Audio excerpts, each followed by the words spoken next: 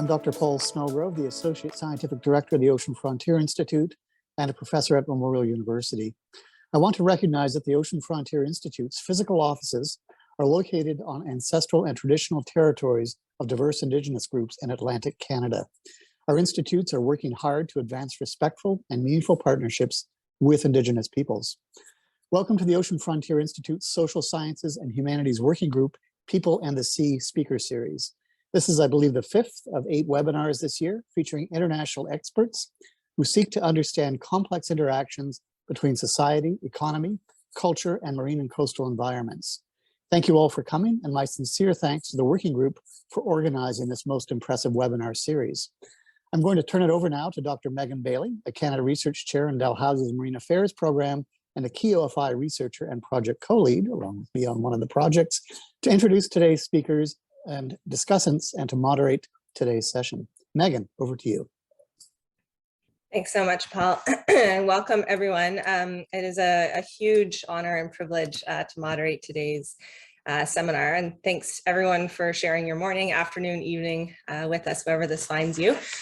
Really briefly, I'm just going to explain, if you haven't been on one of these talks before, we have about a half hour for our speaker, and that will be followed by comments by 2 discussants and a bit of a kind of a discussion there. And then we'll open it up to the audience for Q&A. So do use the Q&A box as you go. And I will be moderating those questions and bringing those up with our speaker and panelists. I'm going to introduce our panelists first, and then I'll introduce our speaker before she goes, just so there's a bit more continuity there. So we are really lucky to have Ken Paul and Dr. Debbie Martin with us today. Ken is a member of the Lewistoway First Nation at Nugwikguk, located at Tobic, New Brunswick. He's the legal fisheries negotiator and research coordinator for the Lewistoway First Nation of New Brunswick. Previously, Ken served as the fisheries director with the Assembly of First Nations, as well as the Atlantic Policy Congress of First Nations Chiefs. Ken's work revolves around advocating for First Nations rights, and that's kind of regionally, nationally, internationally. A big thank you to Ken for being here, and just a quick kind of personal story is Ken was the first one who kind of brought up to me this idea that we're all treaty people when I kind of had just moved to Nova Scotia. And I think there were many other Dalhousie professors in the room as well that day when Ken said, raise your hand if you're a treaty beneficiary. And about 4 of 50 people raised their hands. And so Ken went on to kind of explain to us why it is that we're all treaty people. And I just wanted to say thank you for that teaching, and it stays with me, as I'm sure it stays with many others who were in the room that day. Our second discussant is Dr. Debbie Martin. She's a professor in the Faculty of Health at Dalhousie, and she holds a Canada Research Chair in Indigenous People's Health and Wellbeing. She leads 2 multi-year network grants, the Wabanaki Labrador Indigenous Health Research Network, as well as the Atlantic Indigenous Mentorship Network. She's a newly elected member of the Royal Society of Canada College of New Scholars, and she's Inuk and a member of Nunavut.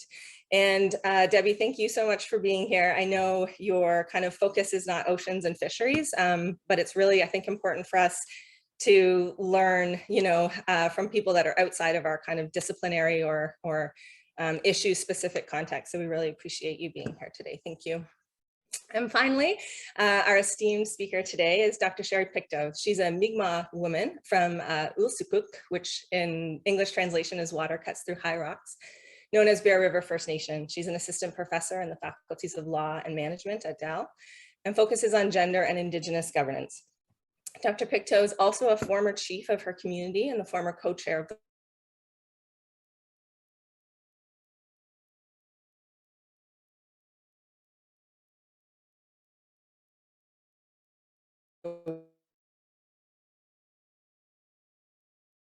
World Forums and local. She became the first female district chief for the mainland Mi'kmaw. So with that, I'm going to turn it over to you, Dr. Pictou. Thank you so much for being here, as well as to Ken and Debbie. And again, we have about 30 minutes for your talk. And then I will see everyone at the end of those 30 minutes, and we'll open it up to our discussants.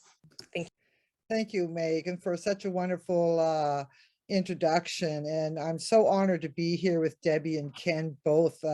It really is reflective of the Atlantic region, and we tend to forget the diversity of Indigenous peoples within the Atlantic region. Debbie being Inuk from our north, and Ken with a Wolastoqey. And I'm just so honored to be here with them both. So I'm going to try to share my screen here. Can everyone see that? Okay. I first want to just preempt this talk that I'm not a scientist, I'm not a biologist, and I'm not a fisher person by any means. But I have worked quite extensively on treaty rights in the past, tried to still assist in that, and particularly to assist our people in accessing the natural resources. And from you can see here, this includes the ocean. This is a petroglyph out at the Ketchimakujik National Park around 1877, and there are several petroglyphs there. And so I'm going to take you on a little bit of a journey, try to keep it within 30 minutes, which is sometimes difficult to do, to try to summarize 25 years in 30 minutes. So I want to begin with where I'm from, and I usually start out with this, and I'm from the Southwest Nova Scotia, or the traditional Mi'kmaw district of Gaspuig, the end of the flow. And as you can see, these are my people, my ancestors, and I was pretty well brought up on the shores. And then in the left-hand corner, you'll see a traditional use study. And that big dark dot is representative of Bearer First Nation, which is, very minute compared to the whole hunting and fishing district. And a lot of those dots represent our traditional use. And as you can see, a lot of them around the bays and so forth. So that's where I'm from, about 2.5 hours south of Halifax. So I want to begin and ask you to put your imagination on. I get often asked to talk about conservation and so forth, and I always try to point out that, with all the emphasis on treaty rights, Indigenous rights, and so forth, Indigenous peoples trying to assert their rights, we seem to be caught up into the spectrum where on one end, there's this fortress notion of conservation, or you could call it mainstream conservation, and which means like no human footprint, and which really displaces us even from our land. And then on the other end of the spectrum, we have very neoliberal, without having to get into explaining neoliberal, a lot of people wonder what I mean by that. But this notion that somehow economic development is going to save the social deficits within communities. And a lot of times this is not the case. And in fact, more and more, our treaty rights and Indigenous rights are being interpreted as development and economic development projects that are not necessarily sustainable. And we seem to be caught into those, in between those. And we really have I'm going to talk a little bit later about this relational worldview. And this is what our Indigenous economies were built on.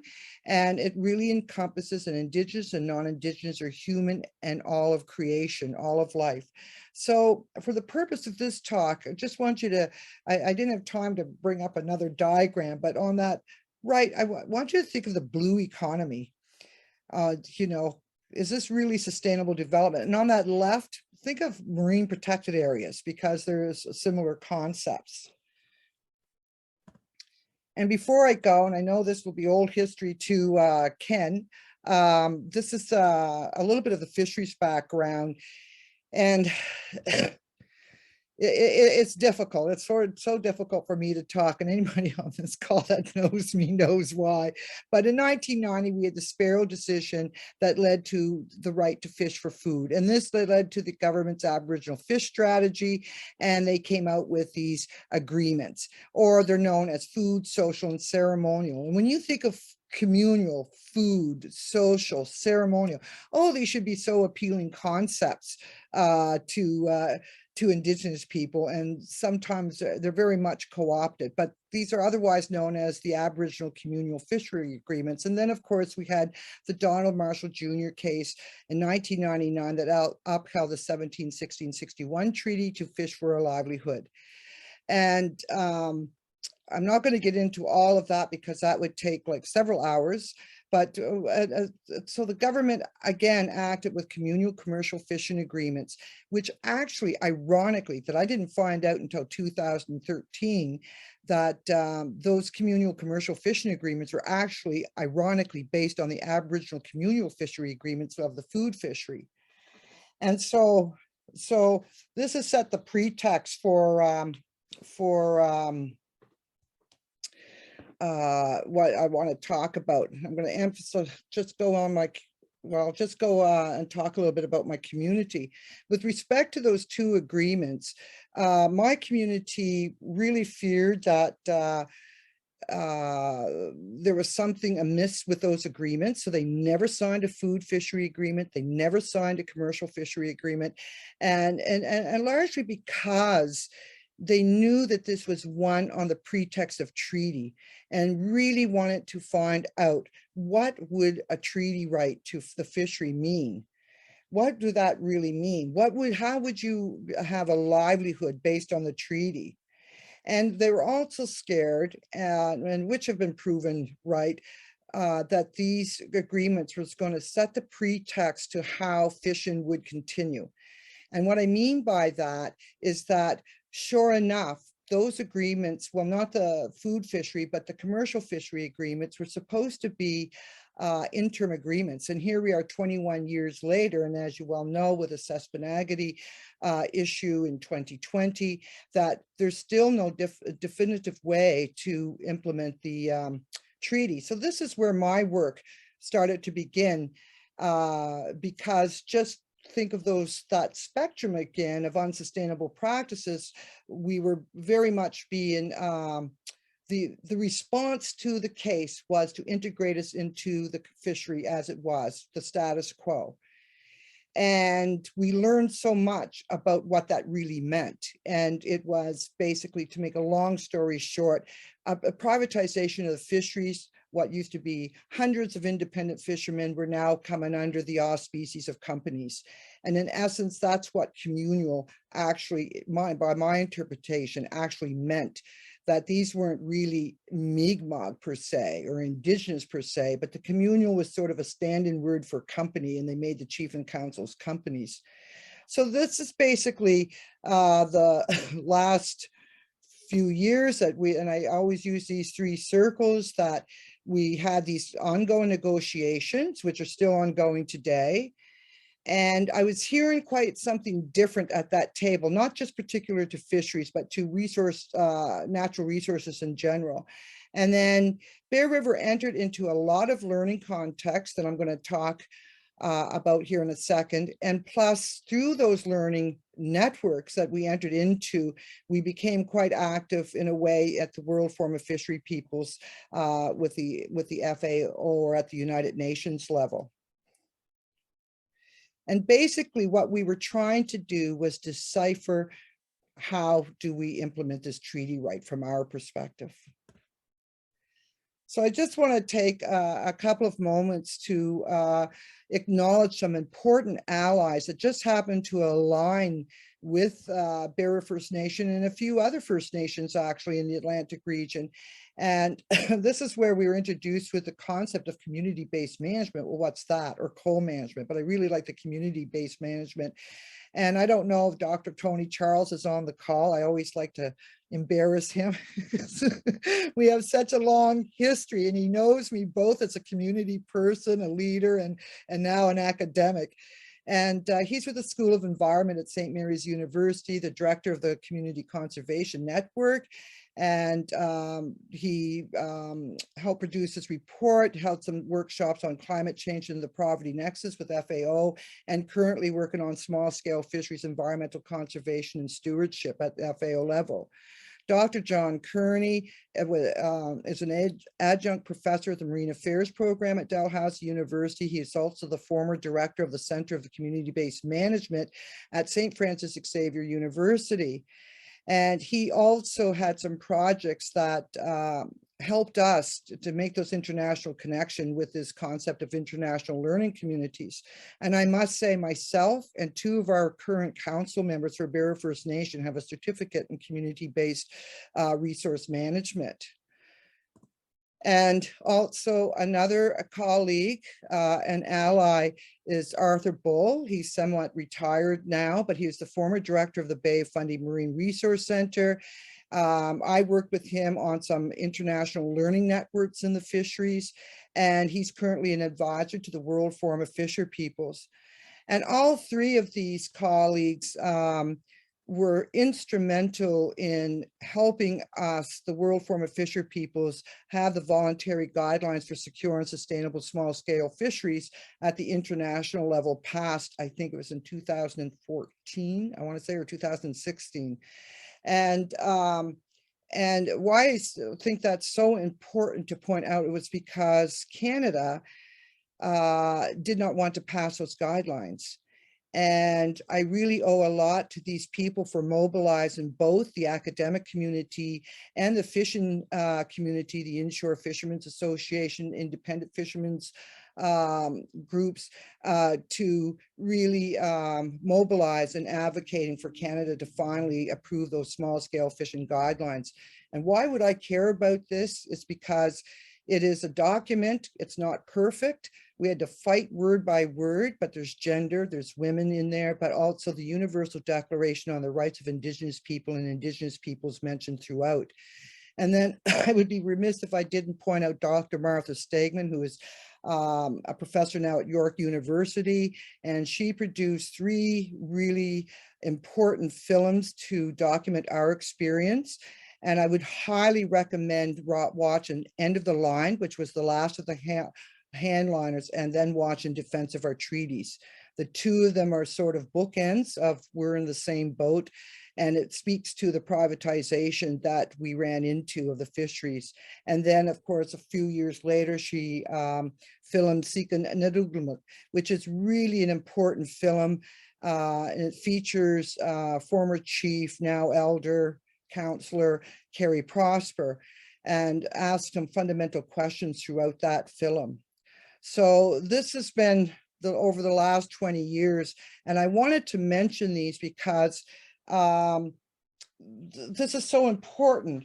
And ask yourselves the question, with all of this legwork, why weren't we able to move forward? Why is treaty fishery still and other issues pertaining to the oceans and so forth such a struggle? It was through these colleagues and the projects, and there's several projects, like we had Turning of the Tide project, we had a university and community project known as the Coastal Cure, and I was on the community side of things at this point, which really facilitated Bearer First Nations' aim to try to figure out how do we enact a livelihood fisheries based on those treaties. And so on this particular slide, you see the two-eyed seeing slide, and I'm not going to attempt to pronounce that. If I heard someone else pronounce it, I probably could. And if there's any Mi'kmaw speakers, they can do that. But this is a concept that was coined by Elder Dr. Albert Marshall and his late wife, Elder Dr. Merdina Marshall. And this was a concept, two-eyed seeing was brought in. It's well known in the health. I know that Debbie knows of this quite well in the health field. And this was a concept to try to integrate the sciences. And Naduglamuk is a fundamental principle for provisioning and providing for your community and your well-being without, according to Dr. Albert Marshall, is that without compromising the integrity of the resources.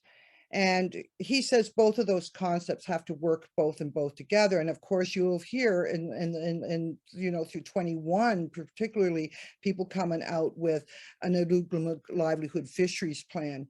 And I haven't seen those plans, but this is very difficult to do, because I just want to point out in the bottom of your screen, you see the two-eyed seeing. I have so many stories about this, and Elder Albert Marshall had to set me straight. But he talks about the Western worldview, or the Mi'kmaw, or the Indigenous worldview, and how you take the best of both those worlds to move forward. And so it's balance. So the best would be in the intersection of those. But what often happens, you have a Western worldview, or you could say mainstream approaches, because you could put this on in the political context, economic context, academic context, and the Mi'kmaw or Indigenous worldview often gets consumed by that. This still has priority, and that's what often happens.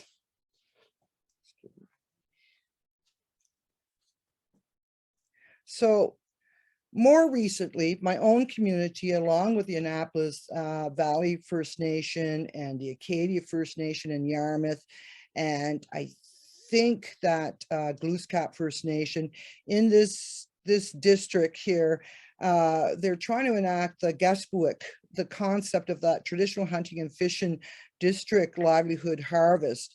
Now, I'm not going to try to attempt to pronounce these words because I've had no training, but there is a concept, WMITKIK,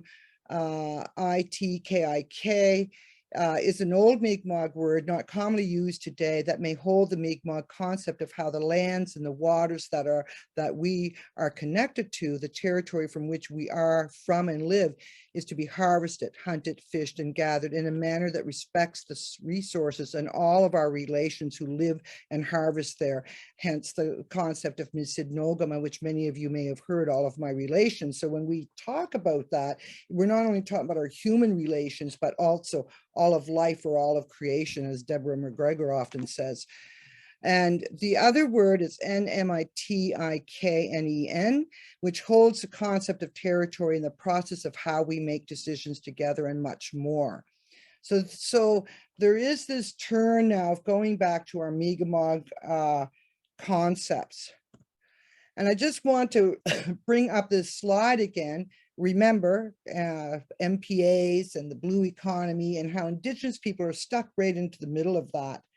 And how do we make this balance, like that two-eyed seeing? And, you know, is there a balance between conservation and the resource sectors in the ocean? Right now, the concept of Indigenous protected and conserved areas is being used. It's supposed to be Indigenous led. It's being used to figure out marine spatial planning and marine protected areas. And we have to always fundamentally ask, is this that two-eyed seeing concept, or is this where one paradigm, if you will, subsumes the other? And is it Indigenous led? So this brings me to the big buzzword, particularly in Canada, but for those of us who've been working internationally, we've been hearing about this blue economy for some time. And is this another commodification of the ocean? And, you know, and I don't mean no disrespect to the Oceans Frontier Institute, or another project I'm involved with that will be funded by the National Frontier Research grant, this word of frontier. And as Indigenous people, you know, we know what that means, and it means dispossession. And so this commodification of the ocean, and quite frankly, from a social scientist point of view, I'm thinking, what is there left to commodify? What are we talking about here? Is it talking about equity? Is it talking about finally letting people in? And I just have a hard time balancing conservation and this notion of the blue economy, because we've had some work done on this, that where it implies dispossession and environmental issues and the livelihood impacts on small scale fisheries and so forth, loss of food security, the more marginalization of women. And so, you know, is there such a thing as ocean justice? Can we marry ocean justice with equal justice? So I'm a little hesitant on that. And I know that Canada now, the Department of Fisheries and Oceans, there's this big, huge thing on the blue economy. And I'm not trying to be too pessimistic. I think there's opportunities there, but it's going to take a lot of work and advocacy to ensure that this is ocean justice, that we pay tribute and we heal our relations with the ocean, because quite frankly, I'm just not sure what's left. And if we're talking about seabed mining and things like this, what is that really going to mean for the other sectors? So it's, you know, there's been a lot of work done on the blue economy as another form of ocean grabbing, which is equivalent to the greenwashing idea and where there's been land grabs. And so just to speak a little quickly on gender, this is sort of where my work is now, and particularly with the Missing and Murdered Indigenous Women Filing Inquiry report that had two really important recommendations. And one was to that all governments, and particularly Indigenous governments that have been working under colonialism and patriarchal institutions for so long that was imposed upon them, that to start paying heed and find a way that women and 2S LGBTQ+ people can be a part of the decision-making processes. And my only concern about this concept of gender-based analysis, or the GBA+, is that it's a government process in terms of to make sure that there's equality. And I'm a little bit hesitant again. Are we trying to include women into and 2S LGBTQ+ people into structures of decision-making processes that have, you know, that cause the marginalization to begin with? So I'm really interested what a gender-based analysis plus would look like from an Indigenous perspective. And this is sort of where my work lies now. There is some great work that's being done. I don't know if any of you recall the heron fishery and the big dispute out in British Columbia, and how Indigenous people, and particularly Indigenous women, was in the foreground of putting a moratorium on that heron fishery. Just wanted to mention that. And so just to get back to the Mi'kmaw relational understandings of treaty and governance, all of these concepts that I'm talking about are very relational, but keep in mind it's between humans and between the resources and between the ecologies to sustain those resources that we often harvest. How do we do that for food security? How do we do that for a livelihood in a very sustainable way? And I always love this quote from Elder Dr. Albert Marshall that's in the Indigenous Circle of Experts report on the IPCAs. It says, we have inherent responsibilities for ensuring that no action that we will take will ever compromise the ecological integrity of the area, because our overall objective is to ensure that the next 7 generations will also have the same opportunities as we have, and hopefully better opportunities than we have, of not just being able to sustain themselves and harvest the gifts from the Creator, but also be able to enjoy and learn from her. And here he's talking about Mother Earth, just as our ancestors have learned from her. And so I just want to bring up that in my role as honorary district chief, it's been very interesting, but there's a lot of hard work going on with the Confederacy of Mainland Mi'kmaq on marine spatial planning, on the IPCAs, which is being used as a model for marine spatial planning, and MPAs and so forth, as well as some other stuff, conservation and so forth, as well as the Unama'ki Institute of National Resources. And Shelley Young is a director of some of the work being done there and quite involved in the fisheries. And she's more of the science person to talk to about this stuff than I would be. And of course, the Mi'kmaq Rights Initiative. And they do have a working group, and they're trying to really figure out how can they apply Mi'kmaq and Indigenous concepts to what's being, presented to them, particularly with marine protected areas and marine spatial planning and so forth. I also want to bring your attention that Dr. Tony Charles reminded me that this is the International Year of Artisanal Fisheries, and bring up again the small scale environmental conservation stewardship work that he's working with for the small scale fisheries. And an organization that I just absolutely love is the Nippon Foundation Ocean Nexus program at the University of Washington. This is a huge program, and what's so unique about it, there's a lot of biologists and science and so forth, but they don't exclude the social scientists.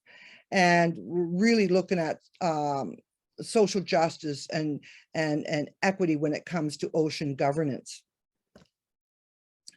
So I just want to kind of end on, and I have a short little, if you can, I don't know if I'm over time, but a short little video if this permits me to do this. But this is in the era of reconciliation, and you hear a lot about reconciliation. You hear a lot of projects, a lot of funding and so forth about reconciliation. And I have a forthcoming paper talking a bit of views in reconciliation for conservation in a book that The Politics of the Wild will be edited by Karen Beasley and her associates. And I've been very honored to be a part of that process. And I talk about Mi'kmaq concepts of healing and forgiveness. And the issue has been, there seems to be a lot of emphasis on Indigenous people to forgive without the healing. And this is what's so problematic. And today there was 50 some other more graves discovered of Indigenous children. And it's going to take a while to heal. But what is just as important that's coming from Indigenous folks, particularly in that Indigenous circles, Circle of Experts report on conservation or on the IPCAs, is that we need to heal the land as well.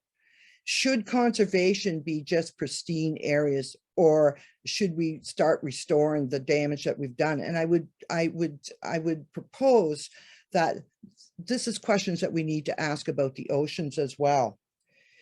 And, this leaves questions: will we be able to mobilize two-eyed seeing in a way that truly acknowledges and apply Mi'kmaq Indigenous ways of knowing? And I just want to end with a short little video here, and it's of a song, and it's a whale song, and it's by Rosalie Lubelwa from Eel River Bar First Nation in New Brunswick. And I asked her permission if I could use this, and she's the female co-chair of the National Youth Council at the Assembly of First Nations. and I know her family quite well. In fact, her grandmother's people come from Bear River. And she says this song, it's really important to note that it comes from Don Kaplan from Listagush, and it's used as a healing song that can be used during a time of mourning or to any situation to heal. It opens up the heart to let the healing flow through. It roughly translates to: the whale is coming ashore and the turtle is following behind, and they have a message for the Mi'kmaq people when hard times are coming or they're here. So I just hoping that this works. And maybe, let me see if I can get in there. You're seeing everything here. I gotta enlarge this somehow, and I can't get up there to do it. Just a sec. I'm gonna just stop share this for a sec and see if I can bring that up again. See if I can do it this way. Just bear with me. This is- okay.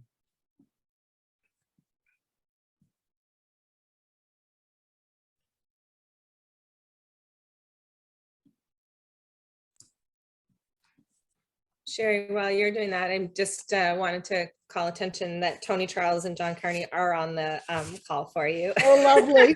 So Oh, they lovely. would have heard your wonderful messages earlier there. Yeah, you're trying to see if that link will work outside of the sharing of the PowerPoint? Yeah, just a second. Here it is.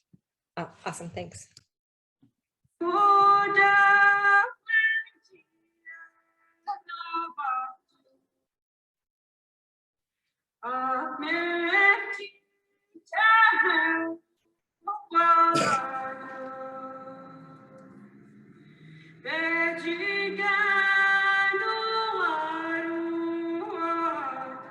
Oops.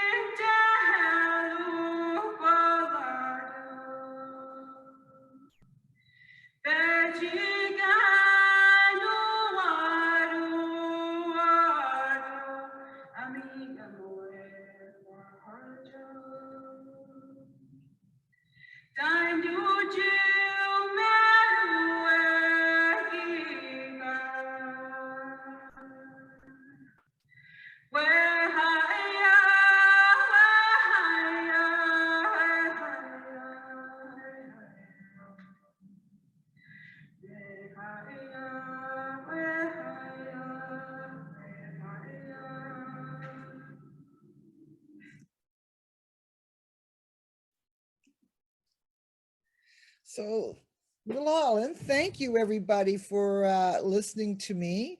I hope this provided you some insight. It's very complex, quite different, and particularly when we're talking about ocean governance on the conservation and the fishery side. And for many of you who don't know, because of those relationships that we established so many years ago, they're not perfect, but even in the height of when the media and everybody was portraying the whole issue as a race issue, which very much there was, but there's so much more complexities and issues about that whole when Suspenagli tried to launch their version of a treaty fishery. And people don't know this. Some people in the fishing industry made the point of I can't wait till I can tell this story officially, so I have to be careful here, but came up and offered the chief and council lobster traps because they knew that our lobster, and particularly our food fishery, got caught up in that, and we lost a lot of traps. And this came from the fishermen themselves. So the relationships are really complex, and we have to be very careful when we explore these issues. Walalio, thank you. Thank you so much, Sherry, for that. Yeah, I mean, as you said, 30 minutes is a really hard slot of time, and you introduced so many really excellent kind of concepts and the complexity. And thank you for all the references as well. I don't know any of Martha's films, so I'm looking forward to finding those. Thank you so much. I'm going to turn it over now to Ken for his comments, and then we'll go to Debbie after that. Thanks, Ken.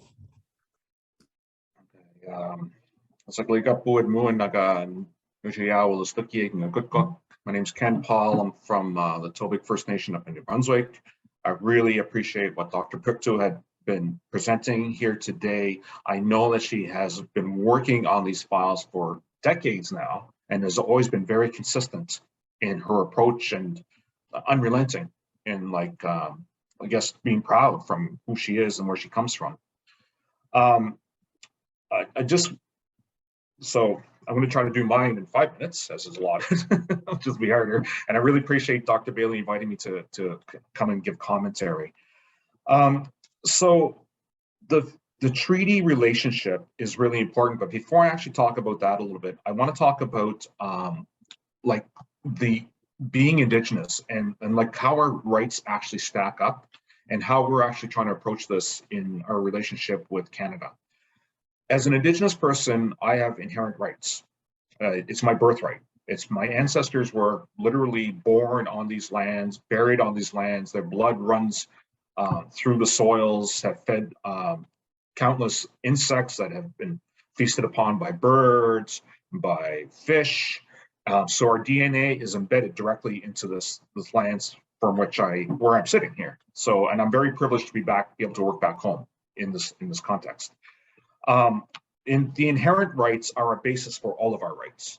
Now, when we talk about treaties, our nation are very much part of the same treaties that the Mi'kmaw had signed with the British Crown. And the treaties were peace and friendship treaties. And the reason why that's important is because the French and the English brought their conflicts to our shores. And we were the gateway. The first Europeans came through our territories. The French and the British started occupying and creating alliances, but the British realized they could not battle the natives here in this area and fight the French at the same time. So this is why they created peace and friendship treaties with us, so they could put more of their resources in their war with the French. And this led to the expulsion of the Acadians. Of course, this is around the time as well as the British American Revolution, of which all those that were British loyalists ended up migrating back up here into our region. So we've had a bunch of settlers that come through our region and settled historically. And the whole dispossession of our lands was done through the Indian Act, which came after Confederation, which was about 100 years later. We have a number of treaties that were signed in that period from 1724 to 1790, but Canada only recognizes 2 of those treaties. And those are because of Supreme Court of Canada rulings. From 86, they recognized the 1752 treaty from the Simon case, and the Marshall decision in 1999, they recognized the 1760-61 treaty. So at least we have those in place. The treaties don't give us rights. The treaties are agreements between nations. So it's a nation-to-nation agreement. And so when Megan was talking earlier about me asking a group like, okay, who here are treaty beneficiaries? Most people will not put their hands up, except for maybe the Native people in the room. But if I ask people who are Canadians and everybody puts their hands up, I remind them that as Canadians, you are also part of the treaties, because a treaty is a relationship between two nations. You have to be a nation to be a beneficiary and signatory of a treaty. So this is why it's kind of important for people to realize that the treaty education is just not for Native people. The treaties protect rights. They're documents, but they're based on the inherent rights. The treaties will outline some certain things, and within the Peace and Friendship treaties, they talk about hunting, fishing, and gathering. So therefore, the Marshall decision was all about the fishing aspect of it. And we're still dealing with that today. The implementation of those treaties still haven't happened. Also, going back to the food social ceremonial fisheries that came out of the Sparrow decision from 1990, that still hasn't been implemented today as well, because that court decision, which is from Canada's courts, saying that Indigenous peoples have the priority access to fish for food, social, and ceremonial purposes, basically to take care of our nations before all other fisheries. But unfortunately, the commercial fisheries has much more influence over the Federal Department of Fisheries, and therefore we have to negotiate our access. And federal policies are saying that we actually have to buy access away from these individuals who have licenses to fish these highly regulated fisheries, such as lobster, snow crab, scallops, and things like that. But that doesn't make sense to us. Like, why they would have the privilege of being able to fish these things for commercial purposes, where we as rights holders do not have that access. So what we're trying to do is work with Canada on a nation-to-nation basis.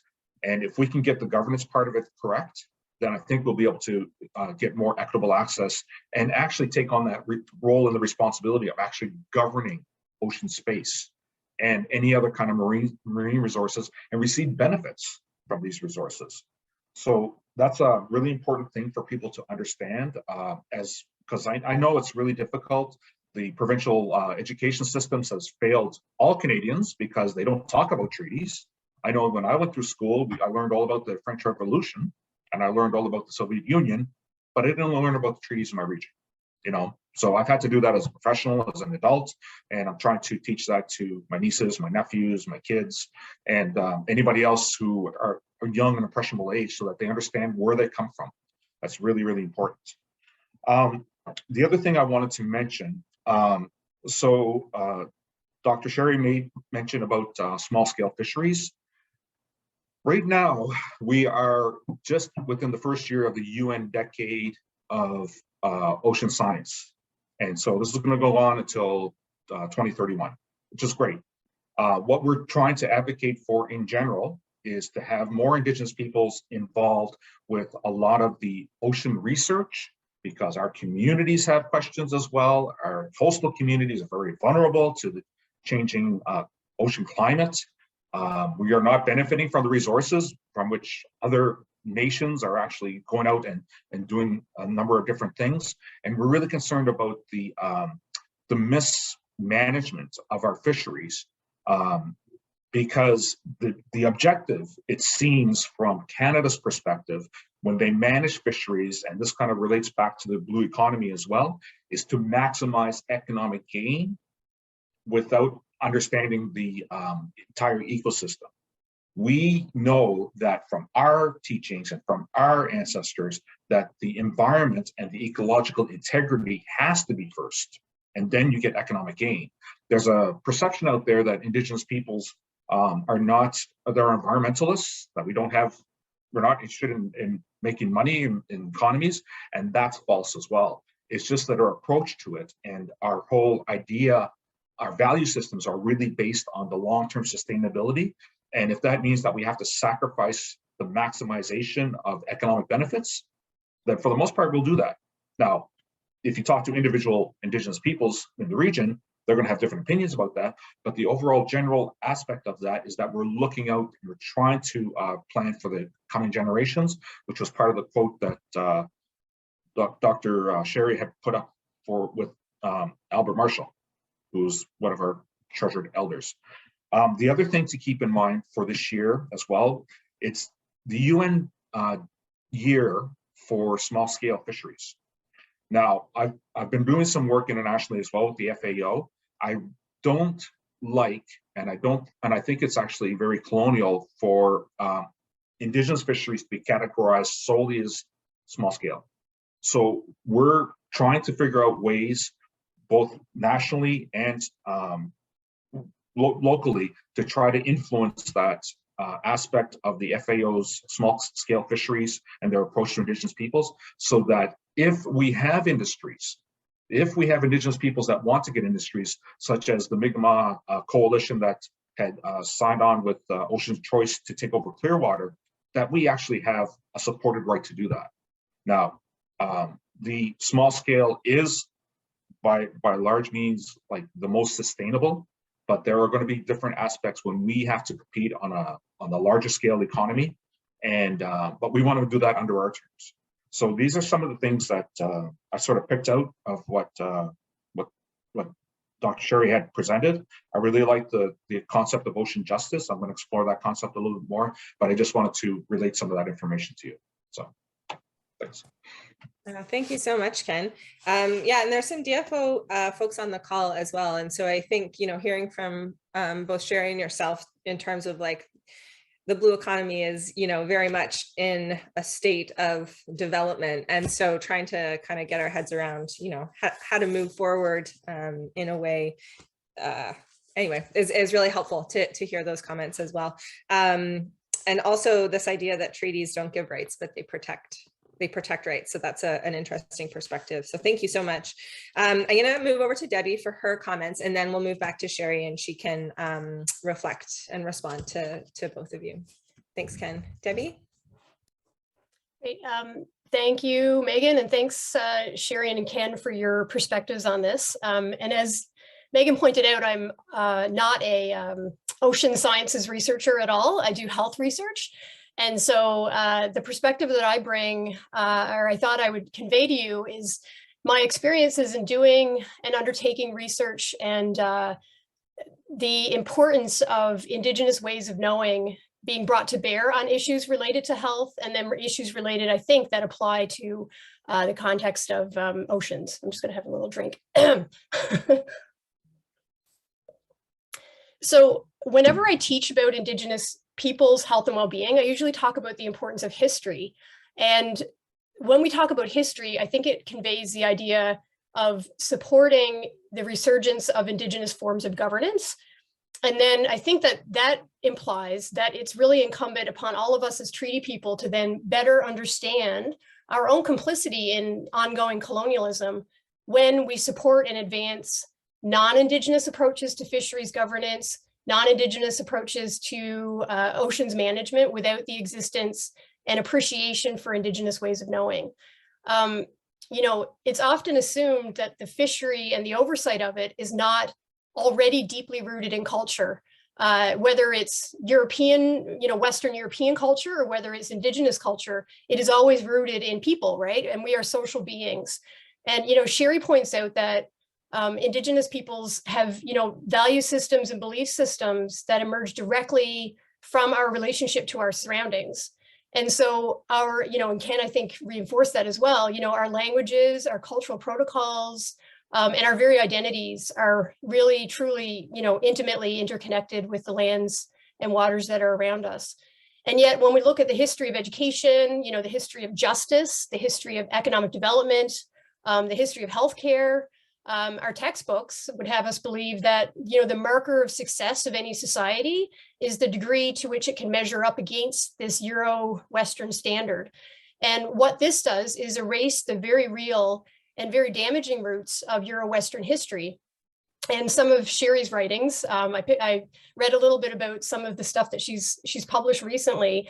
She talks about something called patriarchal colonialism, which is, the erasure of many of the barbaric acts, I would say, of European settlers that were described really as a necessary evil, and really ignoring the ugly parts of our collective historical consciousness, which means that the average Canadian never gets to learn about it. And therefore, it's assumed that it never existed in the first place. So my family history and background are a little further north in southern Labrador. My mom's people are known as people of the sea ice and people of the seals.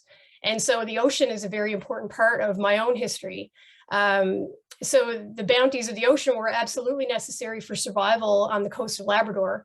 And certainly that is still the case. But for my mom, when she was born in the late 1940s, at the time, there was really no government regulated market economy. There was absolutely a market economy, but it had no government regulation whatsoever.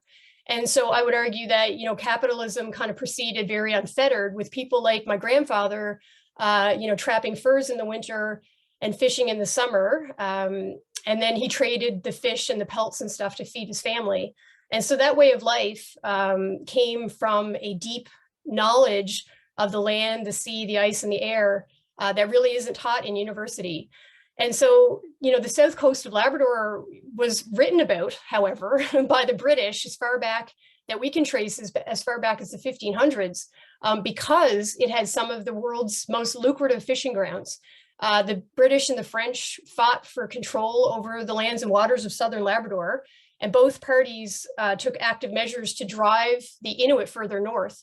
But those efforts failed, and then subsequent to that, they took a different approach where they tried to befriend the Inuit as signing a peace and friendship treaty in 1765.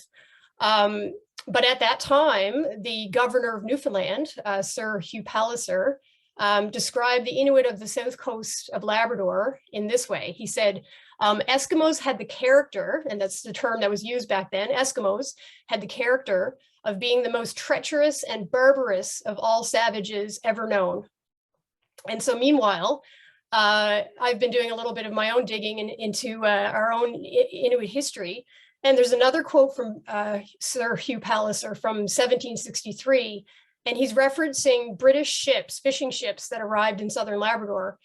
And here's a quote, and trigger warning for those of you that might be triggered by sexualized violence, but he said, when an appointed signal being given, they made a general discharge of guns amongst the Eskimo. They stabbed and killed about 11 of them and took 7 alive and took them for sex. And then they made them jump overboard with weights about them. Another time, a winter's crew catched a woman. After quarreling and fighting about who should have her for their brutish purposes, they agreed to cut her into 4 quarters, and they did so. And so that was 2 years prior to the signing of the British Inuit Treaty of 1765. And they described us as the barbarous savages. So in that context, you know, we have this misunderstood history where we privilege the non-Indigenous science, the non-Indigenous ways of knowing, and then the non-Indigenous ways of managing our resources without understanding that history that has happened. And so we still hold the knowledge of how to live on the land. We still know how to live on, you know, these waters that were so important to us.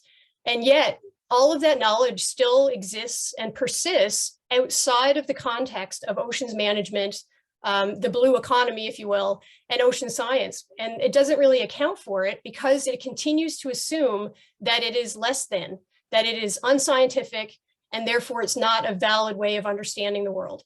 And so it proceeds without reflecting on its own biases and the ignored assumptions and that ignored history that really characterizes patriarchal colonialism that Sherry really, I think, well describes in a lot of her own writings. And I'm just going to end with a quote by Lisa Simpson, when she says, you know, fixing the social ills without addressing the politics of land and body dispossession serves only to reinforce settler colonialism, because it doesn't stop the system that causes the harm in the first place, while also creating the opportunity for neoliberalism to benevolently provide just enough ill-conceived programming and funding to keep us in a constant state of crisis. So I'll end it there. Thank you. Thank you so much, Debbie, for those comments. Those are passages I've never heard before, and I'm not entirely sure how to respond to them, but thank you for sharing them. And I think it, you know, it's a bit related to Ken's point as well in terms of histories, right? Like, whose histories are we taught and do we hear, and what is the language used in those teachings?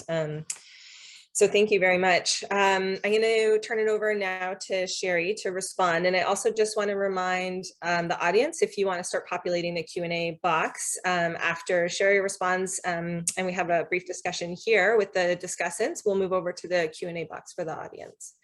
Sherry? Oh, well, I don't know how to respond to all that.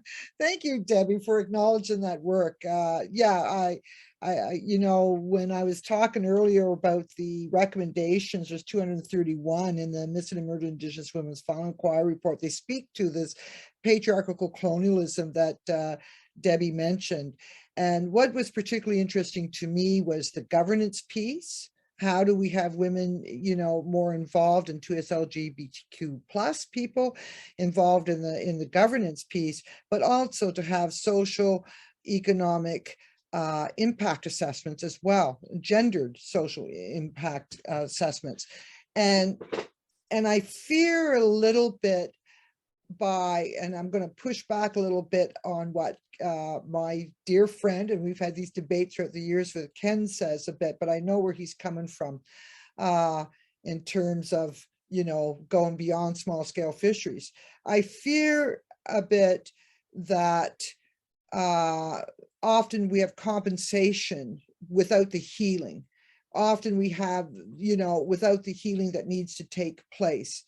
And, you know, and what Debbie described, what happened to the Inuit and that woman, you know, when you think about it, not too long ago, and again, trigger warning, that in the Cindy Gladwho case, they brought in her vagina as evidence into the courtroom. And this has to stop, you know, she was killed by a non-Indigenous guy, and you know, this type of patriarchal violence and psychological violence is something I just want to highlight now. And the only thing I'll say about the small scale fisheries, I love the small scale fisheries, and it's because I don't look at it in terms of quantity. And I know that in order to compete, this is so ironic that this is the only way, or it seems to be the only avenue to exercise a treaty-based fishery. Oh, we have to compete with the status quo of how it's set up.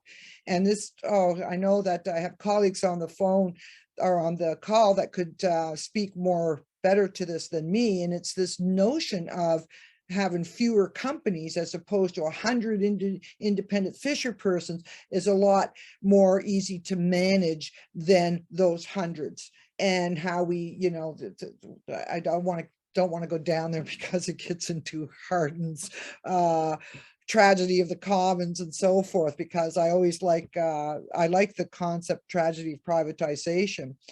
And what I mean by, you know, the technology and the mechanisms in terms of which are sufficient, that they're not all ocean friendly. They're not all environmental friendly.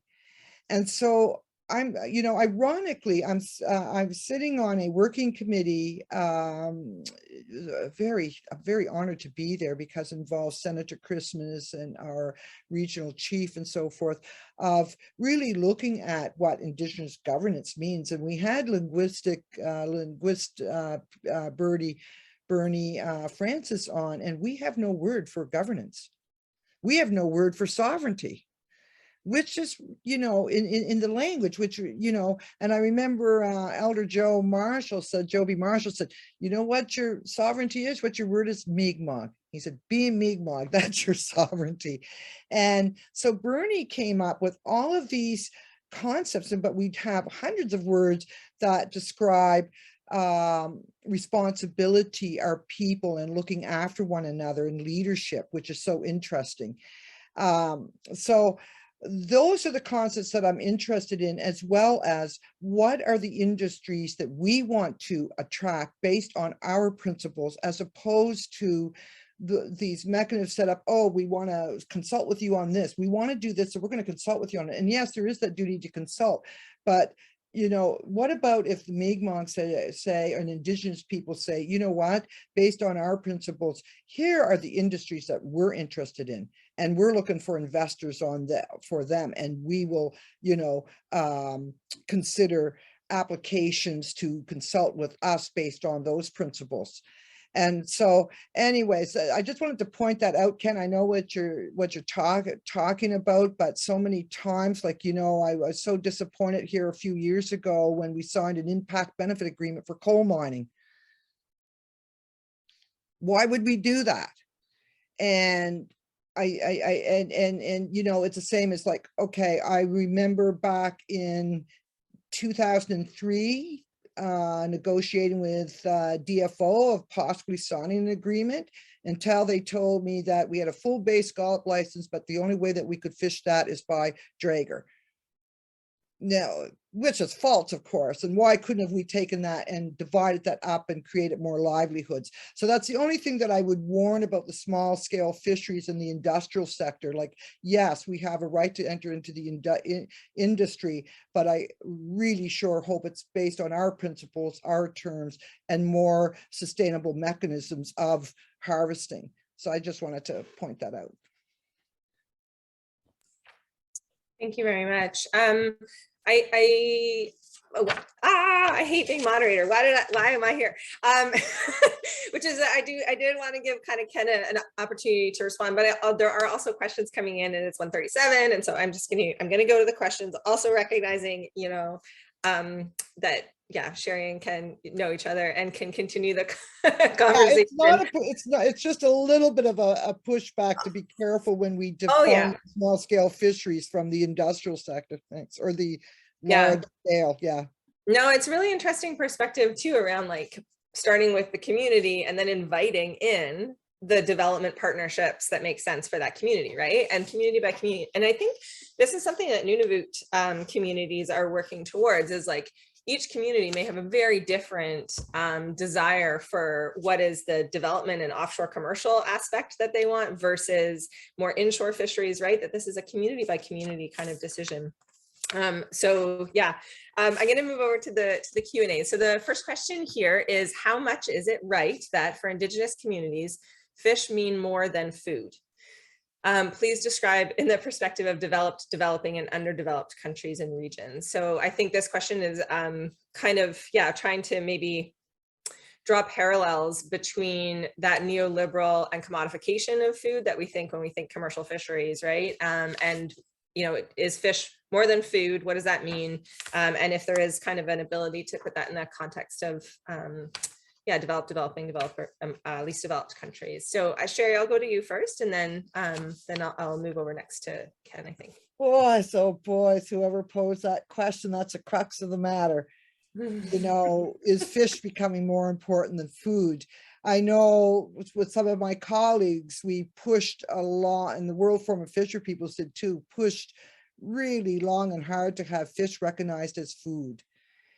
And you know, I know there's reasons, and this is to my DFO colleagues that may be on the call, that they separate the food from the commercial.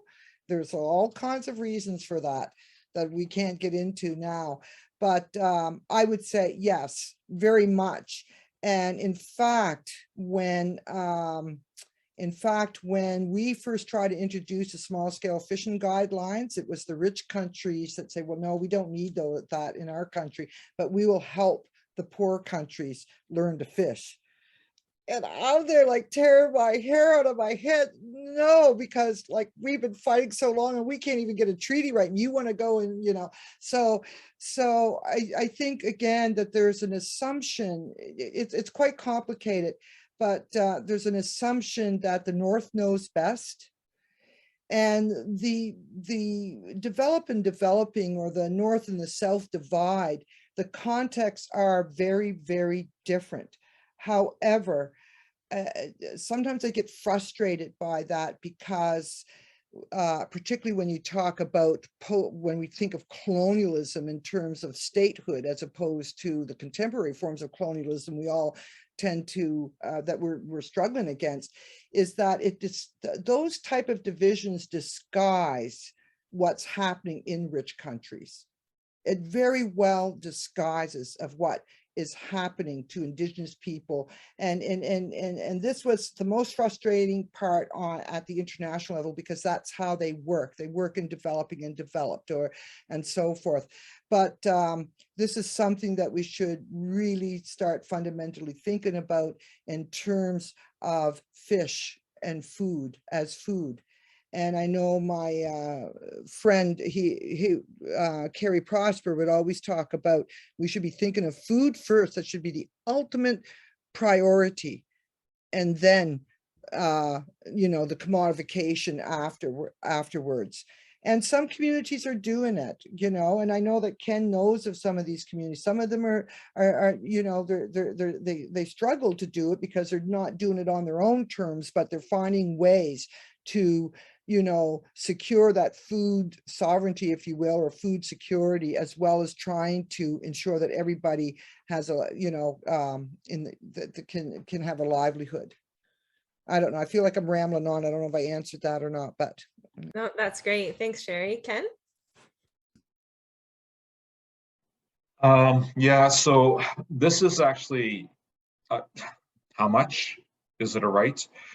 So I would say that as traditional Indigenous peoples, and some of our community members are not traditional people, but a lot of them are, we don't look at fish as being just a resource. That's an actual mistake.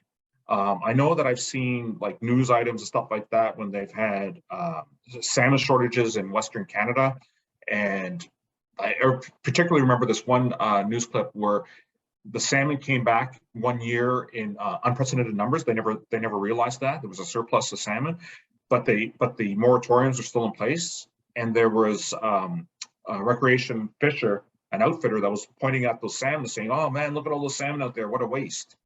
And because like they see these fish species and just see dollar signs, right? And yes, we need to build our economies. And when I say economy, I think like that could be direct food, or that could be selling things so that you can actually buy food. Like this is what part of our economies is making sure we have clothes, make sure we have shelter, make sure we have transportation, make sure we have food to deal with our physical needs, right? That's all part of our 4 directions. But the other thing that a lot of people don't appreciate, besides the relational aspect that we have with these beings, is that on an environmental front, these fish are needed in our river systems. And it's just kind of like how we have platelets within our bloodstreams. These fish, they carry messages and they carry nutrients. And when they go up to the headwaters and they spawn up in these areas, they actually feed the soils on the mud bed, on the riverbeds. They actually, some of them, and there's like the Suzuki Foundation does work on this. They'll do core samples within trees, because bears will pick these salmon out of the river, eat them in the forest. Those nutrients become part of the fertilizer, and they can tell what the salmon runs are depending on like the rings on a tree and how far they are. So this is all very much part of it. If there's no fish, then there's no life. That's our ecosystem will collapse. It's just, that's basic, you know, fundamental ecology. And also from a rights perspective, if the fish are gone, then that right towards fish is gone. And we actually failed like the gifts that came from our ancestors to do this work that we're doing today. And we're failing our descendants by not having these species with us. So fish are very, very important. In every treaty in Canada with Indigenous peoples, whether it's directly with Canada or like us, Federation treaties with the Crown, fisheries is mentioned in every single one of the treaties. So we know it's an important rights-based discussion, and we actually have to do our job to create, you know, habitat and protect habitat, because fish such as eels, who come down from the Sargasso Sea from Florida, or Atlantic salmon, which come from Norway, Iceland, Greenland, they do their journeys out there. They do their jobs by coming here. Our duty is to actually create the space for them here that's inhabitable for them, so that they can actually continue on with their life cycles. So that's what I think about that. Yeah, thank you very Oh, much. That is so fascinating about the tree rings. I didn't know that. That is incredible. I had a colleague who really hated this idea of like compensatory mortality and surplus production that like underpins all fisheries harvesting, which is like this, it's not wasted. If you don't fish it, it's this idea that we have to get all that surplus production, otherwise it's wasted, right? And that's yeah, your stories are good reminders that that's not the appropriate way to think about these things. I'm going to go to a question, and then Debbie, I'm giving you a heads up, so I'm going to read it and I'm going to go to you first. And Sherry's already been thinking about this one, I can see in the Q&A box as well. So the gender-based analysis, the GBA Plus tool, is, to my understanding, a way to check the boxes of diversity, equity, and inclusion. It seems to be used for internal government management, example, hiring quotas, putting women and queer people into positions of power, which is important. But how can we use such a tool to shape or limit the patriarchal colonial oceans management that the government of Canada promotes? And I think this is like both conceptually a really important question, but I also think practically, because so many of us, as we write grants, are having to write this section that we don't know at all what it really is supposed to be about, and it is seen as this kind of box ticking exercise. So a really kind of, both conceptually and practically important question about GBA Plus. So yeah, Debbie, over to you.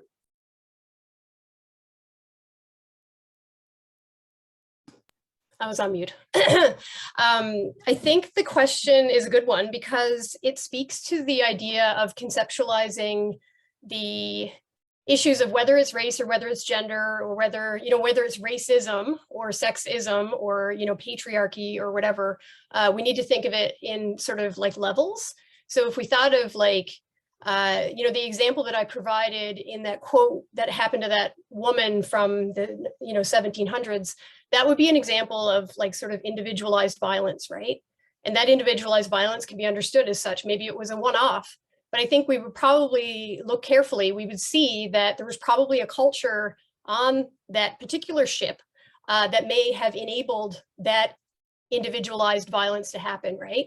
And so when we talk about and write into our grants the idea of gender, we're not talking necessarily about ensuring that there's a single woman on your research team or that you are including women as participants in your study. I think that's one way of thinking about it. But another way of thinking about it is to think about what are the ways in which the concepts that you're considering have structurally not considered gender. So that's a different thing, because if we think about the management of a resource, how we're trying to understand the ecology of that resource or whatever, even the idea of it being a resource, as Ken pointed out, is a sort of a patriarchal colonial understanding of something that is deeply embedded within Indigenous culture, right? So I think it's unpacking, not necessarily at the level of like just inclusion. It's unpacking it at a more structural level. So you're understanding the issues of patriarchy, gendered absence from the discussions themselves, and how those discussions get reshaped when diverse perspectives are being embedded in those conversations. Yeah, thank you very much. Sherry, did you want to follow up with? Just very quickly, this is at the crux of my work of how do we do, and I don't even know if it'll be called gender-based analysis at the end of the day, but to really take that concept and look at it from an Indigenous perspective, because we cannot just tick box. And it's true, it is a tick box. And just to bring women to the table, or queer people, or 2S LGBTQ plus people to the table, and that was what that slide was about. Do we just include them into the status quo without changing the status quo that caused the need to include them to begin with? And so that's sort of where my work is. And there's a lot of beautiful women from diverse backgrounds in Atlantic Canada that are working on this piece very now, like, trying to figure out through patriarchal colonialism how our roles got displaced, what are our roles. And there's a big resurgence of Indigenous women's roles and 2S LGBTQ plus roles. Great, thank you very much. I'm going to ask a question around, so there's going to be a lot of, I don't know what the Venn diagram looks like on this, Sherry, but, you know, so you mentioned the small scale fisheries guidelines. So for those, you know, who, if that was the first time you were seeing that, this is an FAO, you know, FAO develops all kinds of guidance on compliance in fisheries, on ecosystem objectives, on eco certifications. So these were small scale fisheries guidelines. You mentioned UNDRIP, so the United Nations Declaration on the Rights of Indigenous Peoples. We also have the Sustainable Development Goals. So there's like all kinds of things. And then there's blue economy that's like new. So I guess I'm just kind of curious, like, you know, to what extent is Canada doing, or is your, like in your experiences together, is Canada doing things like UNDRIP, the small scale fisheries guidelines, and the SDGs? And like, if we were doing those well, would we need a blue economy? Or like, do you know what I mean? Like, I don't know. Anyway, there's a lot of stuff that you kind of mentioned, Sherry, and I'm just wondering, like, where do they all come together in Canada? If you can kind of comment on that. Well, as I said before, blue economy has been around, and there's been some really strong critique about it, an analysis that have been done in terms of what does this really mean, and look at the green economy. And now I'm not saying this is going to happen with the blue economy, but you know, what frustrates me to no end is that the contributors to climate change, the contributors to pollution and so forth, have been so rich, got so rich, that they have the resources to adjust to those green blue economies, and they'll be the only ones. And so I don't know how much equitable or how you're going to apply equity in terms of those. So I don't know. It remains to be seen on Canada's direction. I participated on one call and I thought, what is this really going to mean? And particularly when it has an economic focus. And again, how are we going to exploit the ocean without healing it? How are we going to exploit the ocean any more than we've already done? And so there's that issue. With all there are the international, you know, you ask a really great question, Ming, because I was saying, like, if the Universal Declaration on the Rights of Indigenous People were implemented, if the Universal Declaration of Human Rights was implemented, if all of these international instruments, would there be an issue? And in fact, those small scale fishery guidelines were put forward from a human rights-based approach. And there's something inherently wrong when the basic fundamental rights to shelter and food and so forth are subjudicated, if you will, or come at the bottom of the hierarchy in terms of exploitation rights, if you will. And so I think that, you know, and the interesting thing about the small scale fishing guidelines was that it was the rich countries that really threw in a caveat, oh, but this will be just focusing on the developing countries. And the World Forum of Fisher Peoples really spoke up against it, says, well, no, we consider our small scale fisheries, no matter where they are in the world, that this will be a part of it. But Canada did sign it, and there's absolutely no reason why they cannot implement that. They did sign on to it. And so I'm not answering any of your questions. I'm just kind of rambling on, but and you can see sort of my frustration. But these are owner operator.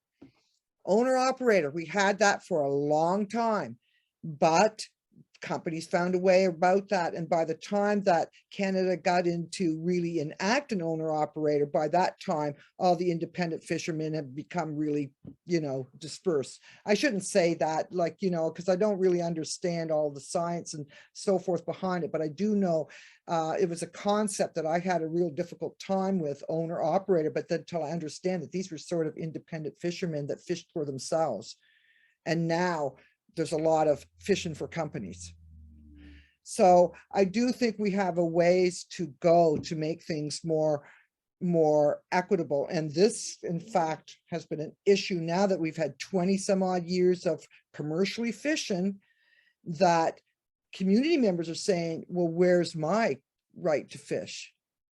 And that's what the basis of saying, well, if we have a treaty right, or if we want a treaty base, where's my right to make a livelihood?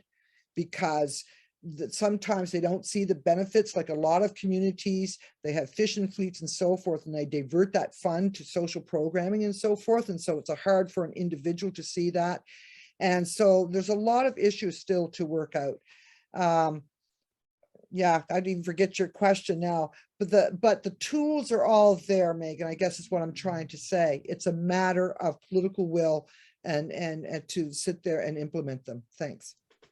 No, thank you. Yeah, it does. I mean, as you say, you listed off, like there are a lot of tools. There's a lot of frameworks. There's a lot of kind of agreement around, you know, what things should look like. We're running up against here in Nova Scotia anyway, the 2 p.m. So I want to, I'm going to go to Debbie and then Ken and then to Sherry for just closing remarks before we say a goodbye and a thank you. Debbie? Yeah, I'll just say thank you for the invitation to speak. And I also just wanted to, I guess, end on a note that brings the idea of fish back into culture as well, right? Because I think Ken really hit home the point about, you know, the food being tied to the ecology of the land, but then the people are also tied to the ecology of the land as well. And the culture stems from being able to participate in activities that allow that culture to be celebrated. And so from the perspective of something like salmon, for instance, it's not just simply a commodity, it is also a celebration of culture. So on the coast of Labrador, salmon was usually the first sign that spring was coming after a very long, hard winter. And so people would, you know, take that first salmon that they caught, and whoever caught it would share it around the community. And then that food would be then, you know, something that indicated the celebration of spring. And interestingly, if a man caught the salmon, he wouldn't probably eat it himself. He would just give it away, ensuring that those who were most vulnerable would be afforded the nutrition that was given from the food. So it's not just about, you know, environment. It's not just about sustainability. It's also about protection of culture, and the protection of culture also then reinforces the people who are on the land and on the water, their knowledge that can be passed on, that can celebrate and reinforce, you know, that you know, activism, if you want to call it that, that could promote healthy, sustainable, you know, fisheries. So thank you for the opportunity. Oh, thank you so much for those closing remarks. And really, Debbie, I know, anyway, yeah, it's been amazing to hear your reflections as well, going back to fish and to seals and hunting, and given, you know, maybe your trepidation at the beginning around being a health person and being part of this kind of fisheries and oceans call. So I really appreciate your insights and thank you so much. Ken? Yeah, so I certainly could debate this whole small scale fisheries for another couple of hours, but we'll let that go. Ultimately, like, coming back to this cultural connection and things like that, why, like, I always try to make people frame things in ways that people who don't necessarily think about these kind of things, like, so that they can understand. And so when you think about the social connection we have to our quote unquote resources, and even the term resources is not a good term because that means it's usually something you can buy and sell. But in terms to like things like fishing, like, you know, I've not been able to take my kids out fishing in our traditional territory because, quite frankly, there just isn't fish out here. You know, we've been able to do other cultural practices in other regions, but you know, there's a lack of like good fishing resources there. And really what that means to me socially is that we can do social economic analyses, which usually means what is the economic impact of something that's being depleted or taken away, but we don't really talk about social cultural impact. I know Shelley Denny, who was on the call earlier, has sort of touched on this a little bit, but it's a huge topic. And like, how do I measure the fact that I can't take my kids, I can't practice like traditional practices in my own territory, and I can't take my kids out? And then we have a structure, laws and regulations that were created without our nation's input through the federal and provincial governments in Canada that prevents us from doing anything like that. So that social cultural impact is one of those basic things that you'll find in the United Nations Declaration of the Rights of Indigenous Peoples.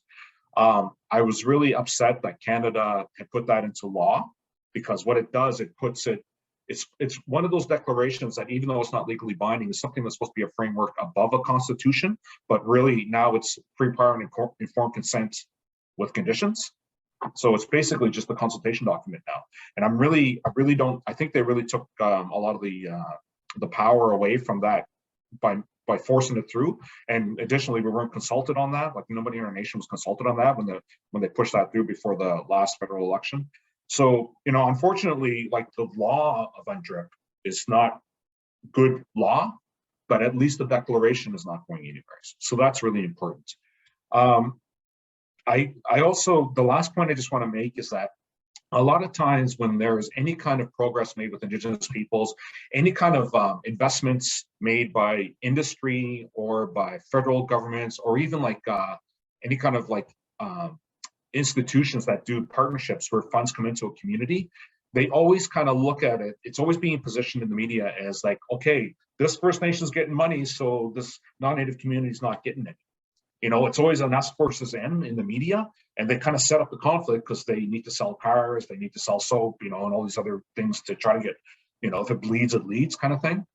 But for the general public, what I try to tell people is that when the Indigenous community thrives, the surrounding communities also benefit. If you have economic development, so everybody knows about Membertou, well, I know that Membertou is employing hundreds of people from the town of Sydney. Right? So the benefits to a community is not just for the community, it's for everybody else. And our whole value system really should be more a part of the Canadian conversation, so that we can actually have something for the future, rather than this. I think Sherry mentioned something about tragedy of the commons. Like, to me, that's an insane concept. I don't even understand how anybody could do that. But I'm just hoping that we come up with positive messages, because I am an optimist. We have to work towards a positive future. And I'm just hoping that we can find these partnerships and really fulfill the obligations of the treaties, which are really about living together. So thank you for having me share this time. Oh, thank you so much, Ken. Yeah, that idea that scarcity means we're competing, and if one person gets something, it means someone else isn't. That's exactly a major issue, I think. Instead of bringing everyone up, it's like a race to the bottom instead of a race to the top. Sherry, we're a little bit over time, but I do want to give you. I'll try to be very brief. Thank you. I'll try to be very brief. Ken, you and I'll have other discussions. I know about the small scale fisheries, but I'm just saying, if we go large scale, let's do it appropriately. If we just duplicate the fishing mechanisms that are out there now, we are going to just do more harm to the environment than we ever will. Just a comment on, and Debbie, and she's a colleague of mine, and I just absolutely admire her, and she's been a great mentor in terms of the well-being and in health. And I'll be doing some work on this as well. And I think that the answer is in here. How can biodiversity, or how can our natural world contribute to our well-being? And I think there's some actual answers in there, because I know that Dr. Martin has in all of her work, there's such a bigger concept that we have of health. And I just want to finish off with the eels, because this is what poor Donald Marshall Jr., the late Donald Marshall Jr., got caught with selling out of season. And then he took it all the way Supreme Court, and it was eels.